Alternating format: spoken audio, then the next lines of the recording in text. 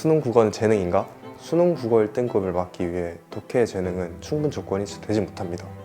제가 증명했듯이요.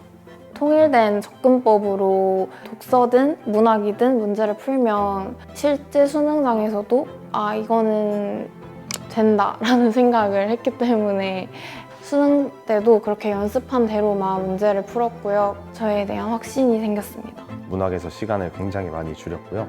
제가 특히나 어려워했던 독서 입문 파트에 10분 이상을 더 쓸 수 있게 되면서 수능에서 좋은 성적을 거둘 수 있었던 것 같습니다.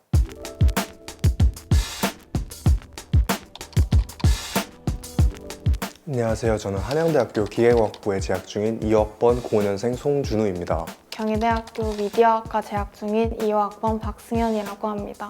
고려대학교 컴퓨터학과 김동욱입니다. 저는 현역 수능 4등급에서 100분위 98 1등급으로 마무리했습니다.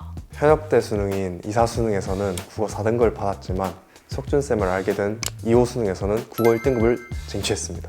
2022학년도 수능에서는 제가 4등급을 받았었는데요. 2023학년도 수능에서는 원점수 95점으로 되게 많은 성장을 이뤄낸 것 같습니다. 솔직히 말해서 공부를 조금 체계적으로 하기보다는 박치기식으로 했던 것 같아요.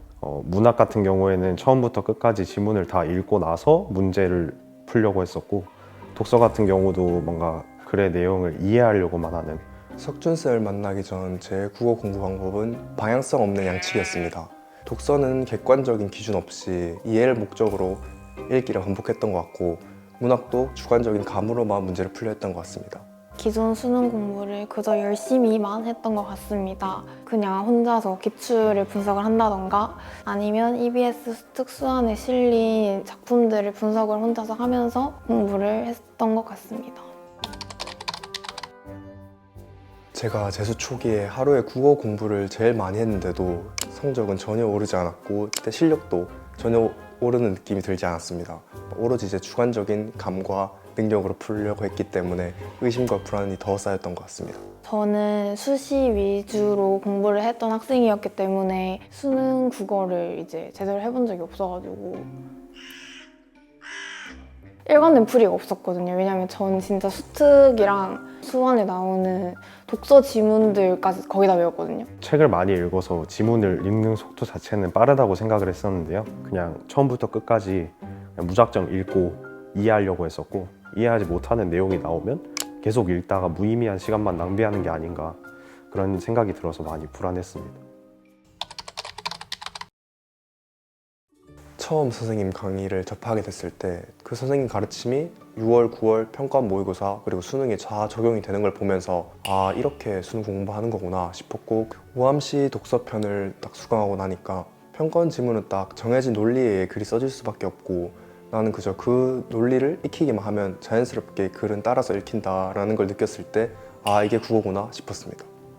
제가 22학년도 수능에서 독서 부분, 특히 그 중에서도 헤겔의 변증법, 브레톤 우즈 부분에서 정말 글이 안 읽힌다, 내용이 머리에 안 들어온다고 생각을 했었는데, 박석준 선생님께서 딱 첫 수업 때 헤겔의 변증법을 정립, 반정립, 종합 이 구조로 딱 동의어 관계로 글을 설명해 주시는 걸 보고 이게 내가 찾던 국어구나, 이 선생님을 계속 들어야겠다고 생각을 했습니다.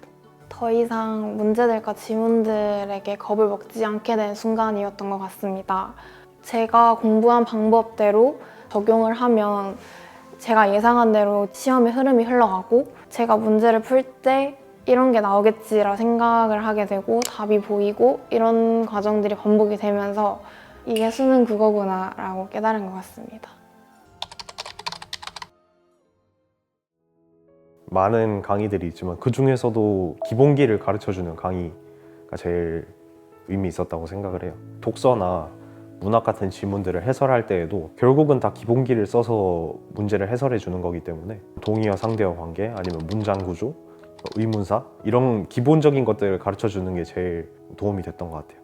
문학에서는 조건부, 서술부를 나눠서 동의어 일치성 보는 거, 그리고 보기 일치성 잡는 거, 그리고 선택지 범주를 묶어서 남은 거 쳐내는 거. 독서에서 가장 도움이 됐던 강의 내용은 시간부사, 그리고 첫 단락 첫 문장 잡기, 그리고 동의어 상대어 보기, 이렇게였던 것 같습니다. 통일된 접근법으로 독서든 문학이든 문제를 풀면 실제 수능장에서도 이거는 된다라는 생각을 했기 때문에 저에 대한 확신이 생겼습니다. 저는 이런 게 있는 줄도 몰랐고 이런 게 있었다면 그 전까지는 왜 몰랐을까라는 생각을 많이 했습니다. 제가 수능 볼 때 기술 지문을 먼저 읽자 이렇게 하고 들어갔습니다. 근데 기술 지문을 읽다 보니까 긴장이 된 탓인지 글이 너무 잘 안 읽히고 튕기는 것 같아서 선생님이 항상 실전에서 강조하신 것처럼 글이 안 읽히면 한 번만 더 읽고 그때도 안 읽히면 바로 빠져나와서 쉬운 문제 다 털고 오면은 결국에 다 풀린다라고 말씀하셨던 게 기억이 나서 바로 빠져나오고 문학은 정말 다행히도 고민 없이 선생님께 배웠던 동의어, 보기일치성, 범주어 이렇게 다 풀려가지고 시간을 꽤 많이 단축했고 그렇게 다시 기술 지문으로 돌아가서 읽어보니까 정말 쉽게 술술 읽혀서 다 풀 수 있었던 것 같습니다. 수능 날에는 평소에 얼마나 대비를 많이 했든 시간에 쫓기듯이 문제를 풀 수밖에 없는데요. 저는 수능 날 시가문학에서 선생님의 강의 중에 가르쳐 주셨던 장르별 특징과 보기를 연결짓는 방법을 사용해서 문학에서 시간을 굉장히 많이 줄였고요. 이렇게 줄인 시간을 제가 특히나 어려워했던 독서 입문 파트에 10분 이상을 더 쓸 수 있게 되면서 수능에서 좋은 성적을 거둘 수 있었던 것 같습니다. 저는 평소에 철저하게 보기만을 기준으로 문제를 푸는 연습을 수도 없이 했습니다. 보기에서 나온 기준만을 잡고 나머지는 다 무시를 하고 문제를 풀었습니다. 수능 때도 그렇게 연습한 대로만 문제를 풀었고요. 결국 수능에서 문학을 다 맞출 수 있었습니다. 독서는 첫 지문에서 선생님께서 평소에도 수도 없이 말씀하신 첫 단락 잡고 플러스 알파 붙여가면서 문제를 풀어라 하는 거대로 문제를 푸니까 생각보다 너무 빨리 문제를 풀 수 있어서 시간 단축하는 데 큰 도움이 됐습니다.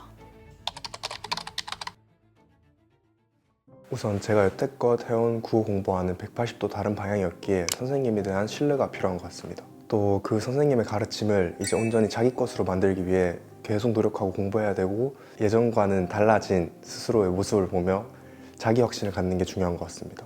개인적으로 석준쌤 강의와 교재 중에 우암시가 가장 중요하다고 생각하고 그 우암시만 사실 다 공부해도 수능 국어를 준비하는데 큰 문제는 없지만 그걸 조금 더 자기 방식으로 체화하고 숙달하기 위해서는 우암도를 하면서 계속 기출에 적용하면서 공부하는 게 중요한 것 같습니다.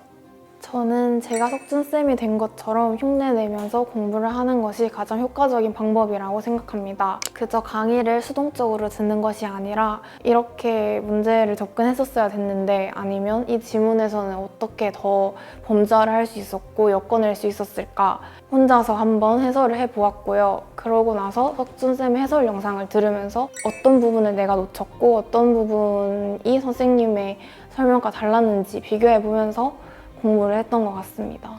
네, 아마 많은 학생분들이 강의를 들을 때 먼저 푸는 과정 없이 그냥 강의를 듣고 일회성으로 끝내는 경우가 많으신 것 같아요. 근데 저는 3가지 단계, 예습, 본수강, 복습 이렇게 3가지 단계를 추천드리는데요.